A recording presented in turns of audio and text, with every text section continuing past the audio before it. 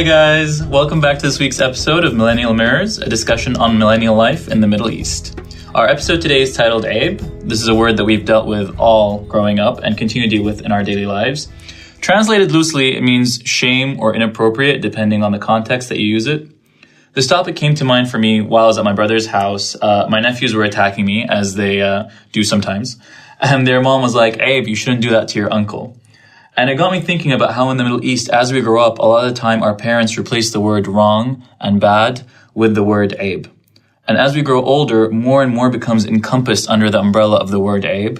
And it becomes this gray area that doesn't necessarily represent what is right or wrong, but what is unacceptable and acceptable by our society. So our guest today joining me to talk about this is Sara Al Madani, a mom and serial entrepreneur who's done so much I can't even begin to list. Thank you so much for taking the time to do this. It's a pleasure. Today. Thank you for having me. So Sara, you are on the radio, you have social media presence, and you are here on the podcast to talk with us today about Abe. This is one of the most difficult episodes I've actually found to get a guest for, because I wanted a woman, because I feel like the burden of the word Abe lies much heavier on them in our Middle Eastern society. And a lot of people who I actually, asked to come on the podcast, turned it down because of the fact that they were worried about saying something controversial or saying something wrong or hurting their image. Yeah. So my first question to you is, how so brave? How so brave? It's because, in the world of social media where knowledge is available everywhere, people are not ashamed of sharing knowledge anymore. And you have to be articulate when you speak. If you want to speak about a certain topic that is very sensitive, you just need to know how to address it. Yeah. So when you told me to come and speak about Abe, the thing is, I had to think it over and over again. But then I was like, why am I even worried? I'll speak about the good and the bad of that term, because everything has a balance, basically. True. So yes, I was like, let me do it. Great. And I'm here. All right. So then let's start with the basics. What does the word Abe mean to you?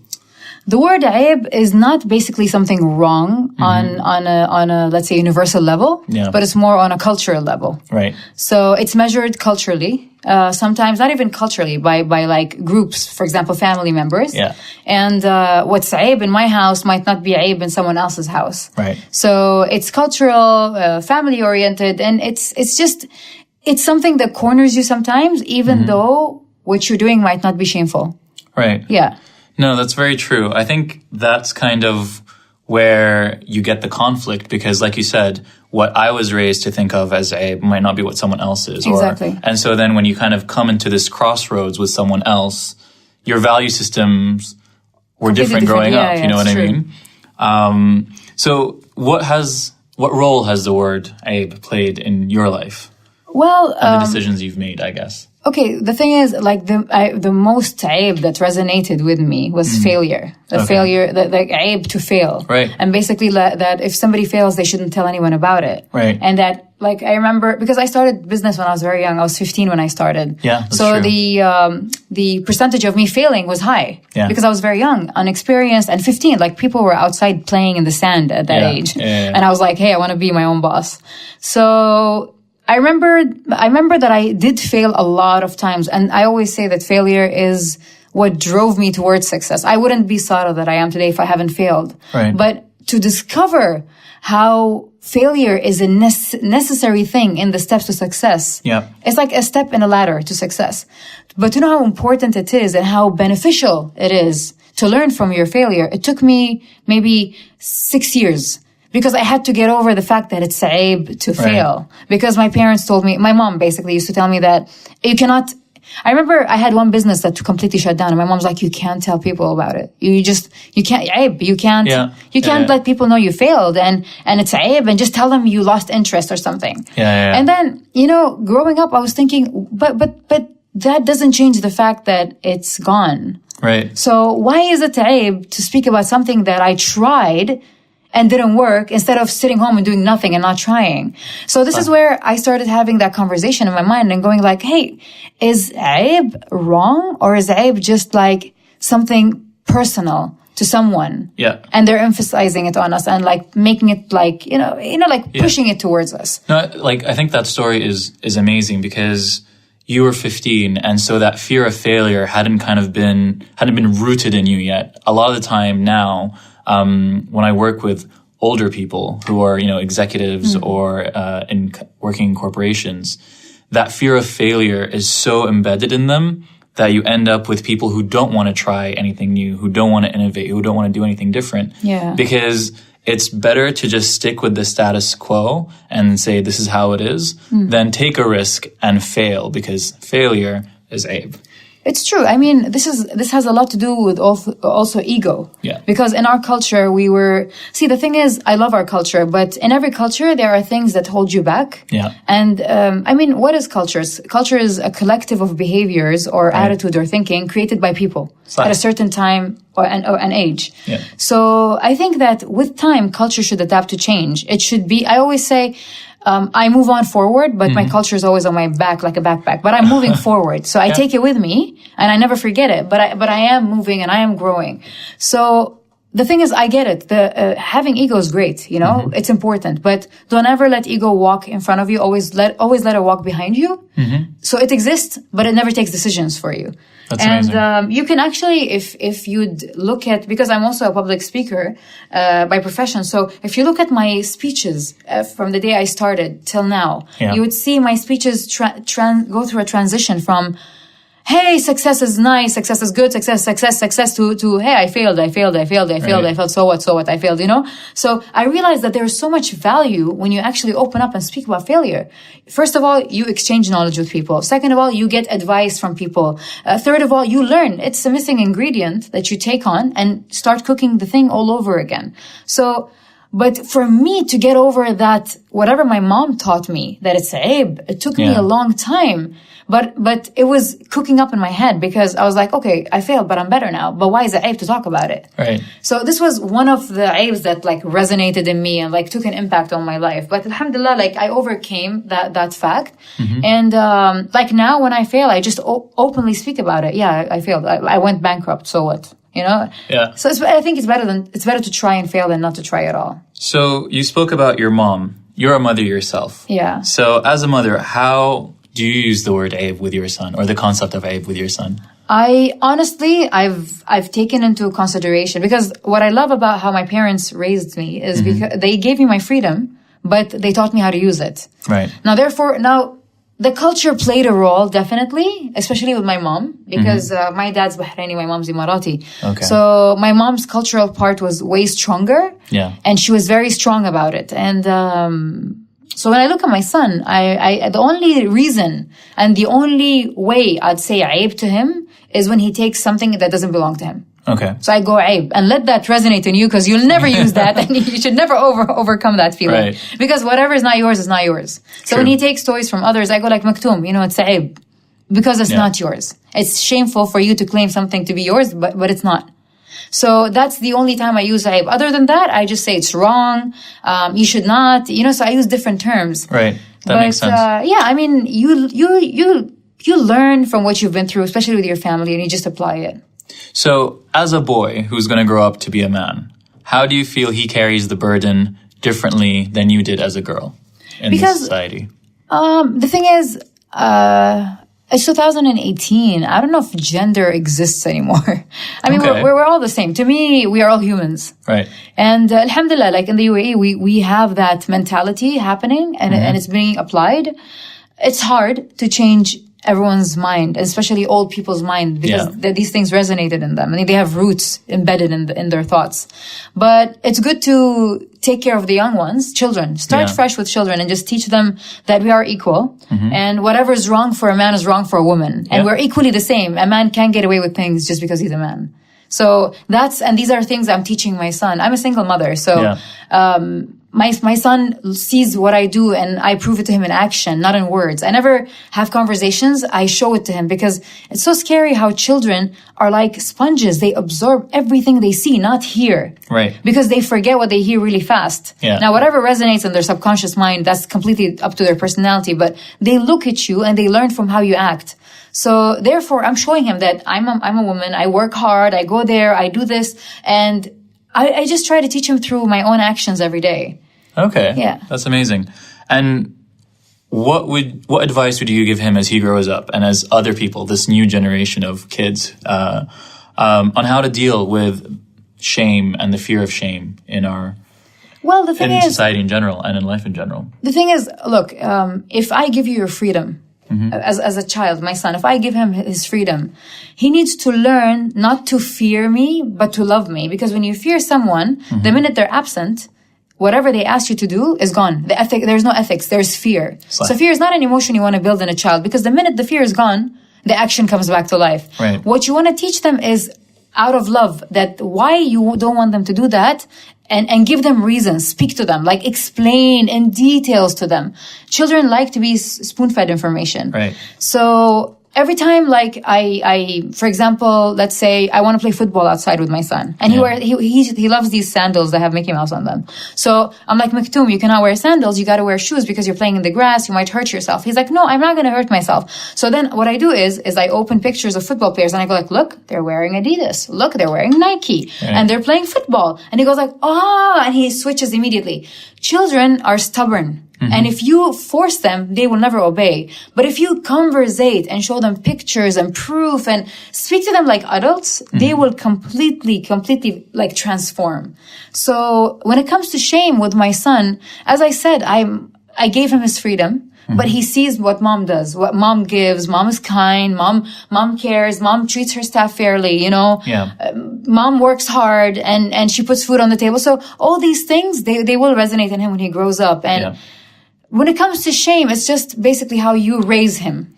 So you said something which was very interesting about fear, and how if you make someone afraid, then they'll act one way in front of you and one way when you're not around. And that reminded me of a saying. I don't know if you guys have it here in the UAE, but in Kuwait we have it where it's اكل ما تشتهي لكن البس ما تشتهي الناس, which translates to eat what you like, but dress how people want you to dress. Exactly. And of course, it's a metaphor for in your private life, do what you want, but the face you present or how you present yourself to people has to be something that pleases people.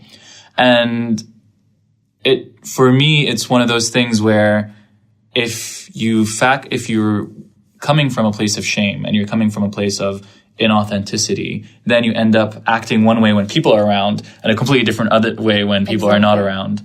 And I think that's one of the things that duality or that inauthenticity is one of the things that causes people to kind of have that conflict, I think. Yeah, I think Does that make sense? In our culture, we have a lot of sayings like that says, like, do whatever you want, but in front of people, just don't do it. Yeah. But then you lose your sense of selfness. Like, you gotta be you. There's nothing to be ashamed of. And if you don't fit in, if you're weird, if you're different, I'm pretty sure someone out there would love you for who you are. Yeah. And not everyone you meet should be someone that loves you. And this is something our culture doesn't teach us. And it teaches us to be loved by everybody. And it's fine to meet people that don't love you. It's fine. Yeah. So, I mean, to me, I believe that you are your own brand. Yeah. So whether you're in or out, in public or in private, you do whatever you have to do to be authentic to who you are. Because I mean, like, let's take social media bullying, for example. Right. When people bully people online, they're hiding behind a computer or a phone. Nobody knows who they are. Therefore, out there, they can be whatever they want. Mm-hmm. But the thing is, if you think about it, who cares about what people think? What about you? You're sitting alone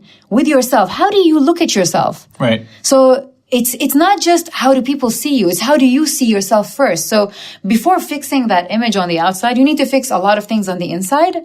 And the way you treat yourself, see yourself, and then go project it outside, because that's the healthiest way to do it. But if from the inside you're something completely different, and from the outside you're pleasing people, you only have one life. Don't make me feel like you can come back once you're gone and fix it. Yeah. No, I mean, I think there's 2 points. First of all, I mean, I called the podcast Millennial Mirrors for that reason, because I feel like through these conversations and through asking themselves these questions, I'm hoping people will take a look at themselves and kind of see, do I like what I see? Do I not like what I see? Do I need to adjust? Do I need to kind of realign some things? And if you like what you see and if you're happy with what you see, great. Exactly. If you're not, then I think maybe it's time for you to take a look at what exactly you're doing and what you can shift. In terms of all the sayings we have, and this is something that we talk about in the next episode, which is focused a bit more about culture. We have all these sayings because we come from a culture where we were in very, very small societies, whether you're talking about tribes or whether you're talking about villages or towns. And in order for you to survive in that small society, you had you had to have everyone like you because that's how everyone worked together and how everything worked. Now we're no longer in that kind of space. We're in that space where you can find, like you said, that person who's going to like you. You're going to find the other weirdo who's a weirdo like you that you can connect with. You know what I mean? So I think there are things that you take with you, like you said, a backpack of your culture that you take with you. And there are some things which you can appreciate but not necessarily have to apply or incorporate at the same time. That's 100% true. So you were talking about social media just now. Is there anything that, let's say, makes you think twice before you post something on social media or you say something on the radio? What are the kind of, I guess, filters that you go through in your head or decisions that you go through when you're gonna post something? If you ask someone who knows me very well, they'll tell you she hasn't changed since she was 15, and whatever you see online is who she is. I have no shame in applying who I am publicly. Right. I can be me whenever, however, wherever. And that's the secret to happiness. You're happy because you don't need to pretend. But there's one thing that it's also a aib thing.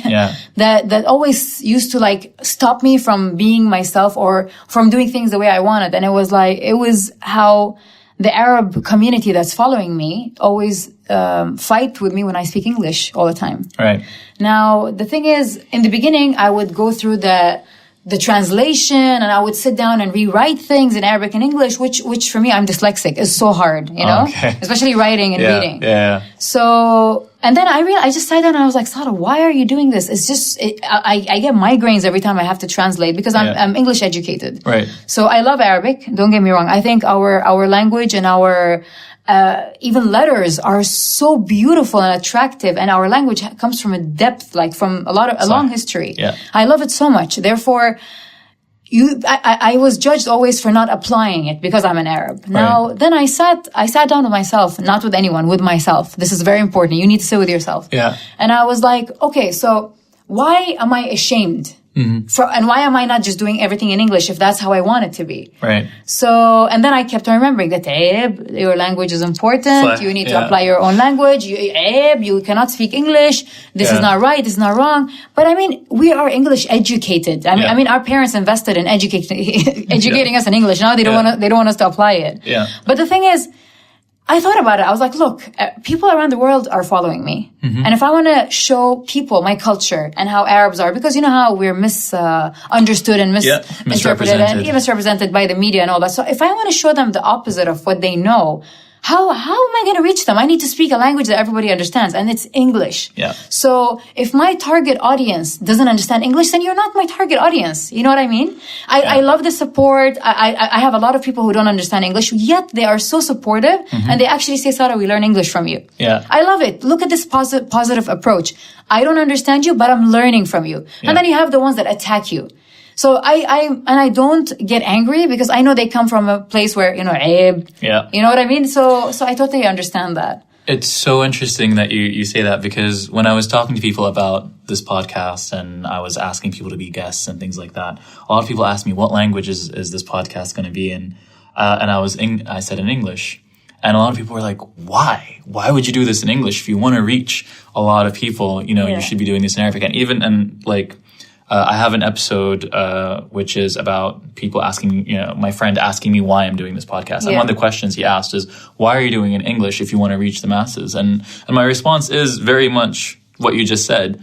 I can't have an authentic conversation with people in Arabic. Yeah, I can use Arabic in work. I can use Arabic professionally. But if I was going to sit here and try to have this conversation free-flowing as it is right now in Arabic, it would never happen. Yeah. And so it's about kind of, like you said, being happy with just kind of being yourself. And I said, if I'm going to be authentic to myself, I wouldn't be able to have these conversations. But it's interesting because I sat there and you'll hear the episode 1, and I'm like, maybe for season 2 of the podcast, maybe later on, if I do something else, I'll try to do it in Arabic. Cause like you said, it's one of those things where you feel so guilty that you don't speak your own language as fluently as you speak.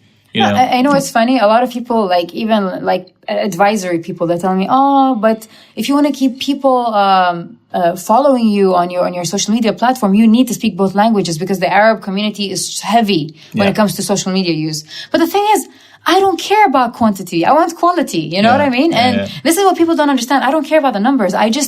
want to take my beautiful culture and my beautiful country and my religion and just show it in a beautiful way. Right. And the only way I can do that is by speaking English, because I have followers from all over the world. So if you're not speaking Arabic, you might not be my audience, but there are a lot of people on social media that will address you, and you will be their audience. Right. And it's no shame. I used to be ashamed from saying it, but now I say it freely because I am trying to take my culture to the world. Right. And if I follow what these people are telling me to do, I will never be able to do it.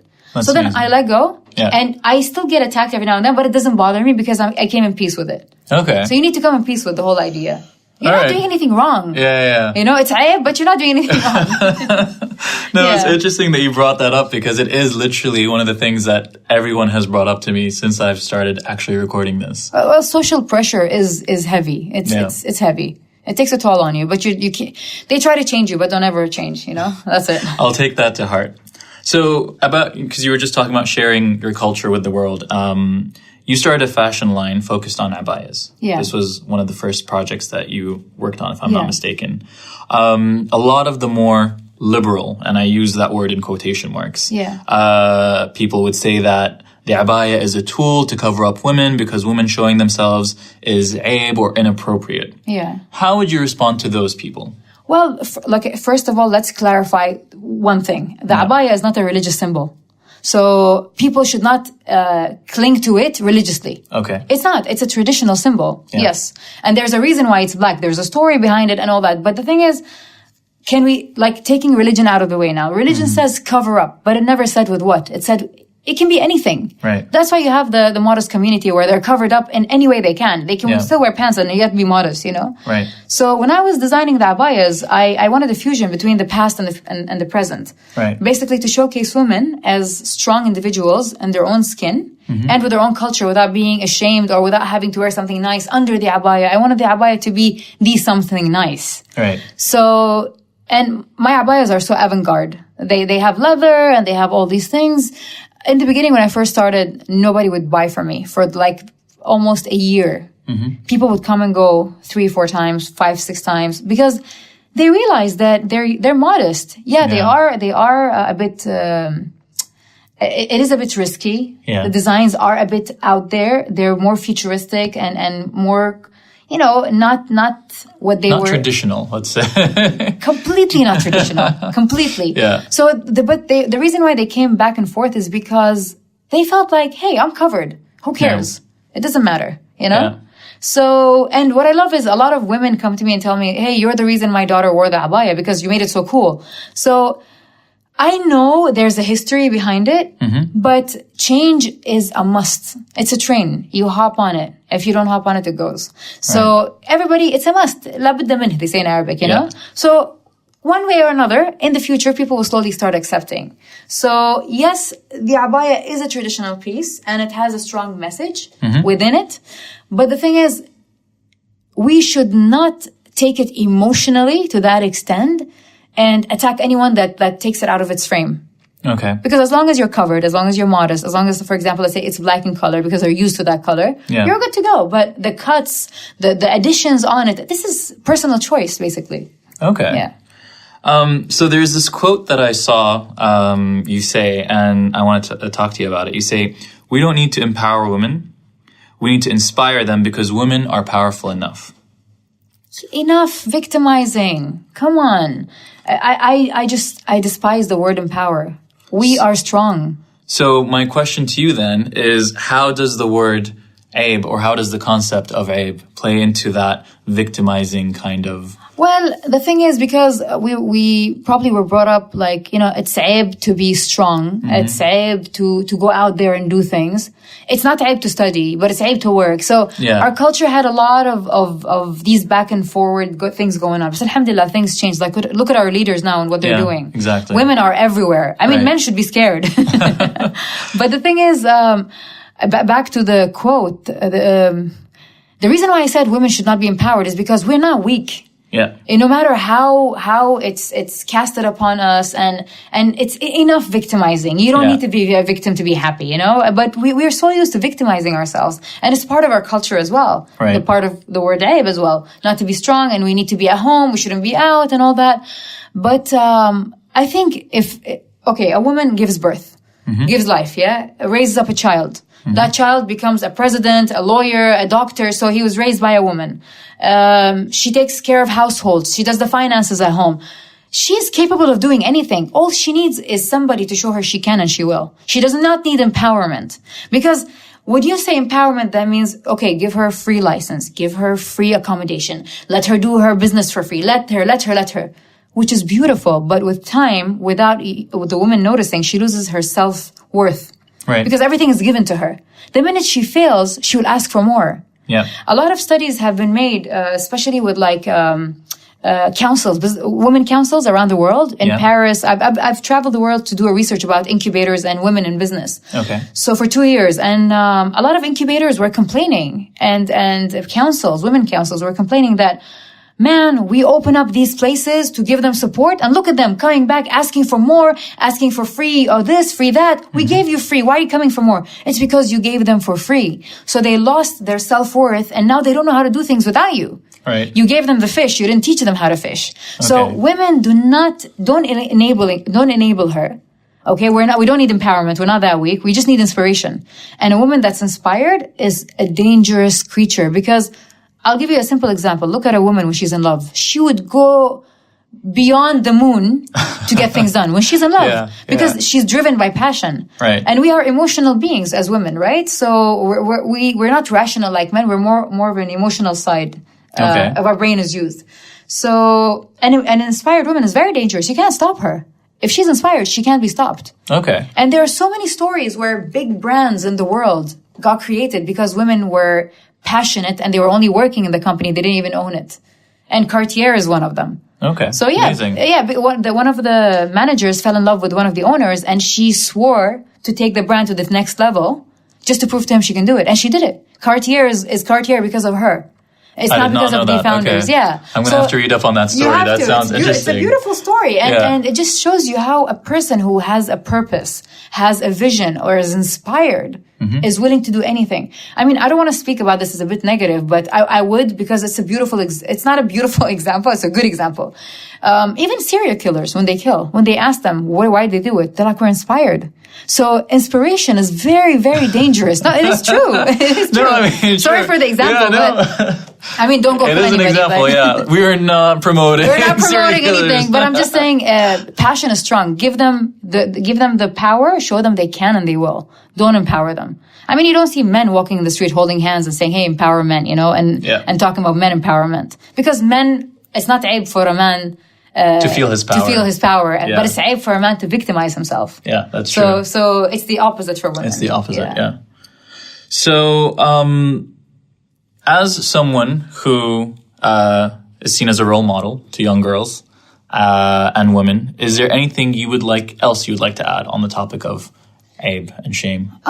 Okay, look, the thing is, I love my culture. And I think a country without a culture is not a country. True. I love my culture, I love my country, I love my traditions, but everyone has a choice to let go of some of them every now and then, to just move on. Because there are things that were made in the past and things completely changed. We're in the present. It's 2018. Things changed. Like, look at life around us. But the beauty of our country is that we preserve our traditions as well. And we should. I mean, you'd see a person driving a Ferrari but owning a camel. You know what I mean? We don't let go of our traditions. Yeah, that's true. So, as I said, wear your traditions as a backpack, but move forward in life. Don't let your traditions stop you from moving. Take them with you and infuse them with whatever is new. And you'll see something beautiful come out of it. It's always when you see a mixture, even in like brands or food or any concept, and you see the old mixed with the present, it's a beautiful combination. Very and the balance true. is so beautiful. So don't let go of your traditions. Take them with you, and whatever you feel like does not fit, you can let go. Because these were made by people for people. It's not a universal code for something that's wrong. No, I love that. And the backpack metaphor, I'm going to be using it forever now. I'm stealing it from you. I just gave him the right. So that's pretty much all the questions we have for you today, Sara. This was fun. Yeah, thank you so much for joining me on the episode. It's been really eye-opening. Where should people head if they want to follow you or find out more about you? I'm on Instagram. It's Sara _Al Madani_. But believe it or not, I want to ask you this. Sure. What do you think is my strongest social media platform? I was going to say Instagram, but... No, it's LinkedIn. LinkedIn. Yeah, so you find me on LinkedIn. That's where I write my journals and my ideas. And it's basically where I have my verbal explosion there. Okay, That's where amazing. Because the caliber of people there is different. Yeah. You know what I mean? They get most of the things. It's not just a bunch of people searching for fashion and beauty and all that. Okay. So yes, and I'm very active, so I answer all my direct messages. If anybody has a question or anything, hit me up and I'll be there and I'll respond. Great. Okay, so find her on LinkedIn. So thanks to everyone for listening. Be sure to subscribe to the podcast if you haven't already on iTunes, SoundCloud, YouTube, or wherever you're listening to this. We'll be releasing a new episode every week. If you want to find out more about why I started this podcast and where we're headed with it, then check out the first episode titled So What's This About? With my friend Ghanem, who interviews me and grills me about all the things I'm doing roasted? here. Yeah, slightly, just a smidge. All right. Also, please leave a comment. Let me know what you think. If you have any questions or if there are any subjects or topics that you think we should cover. You can find me on Twitter and Instagram at Mshari Alonaizy. Links are in the episode description. Bye, guys, and stay safe.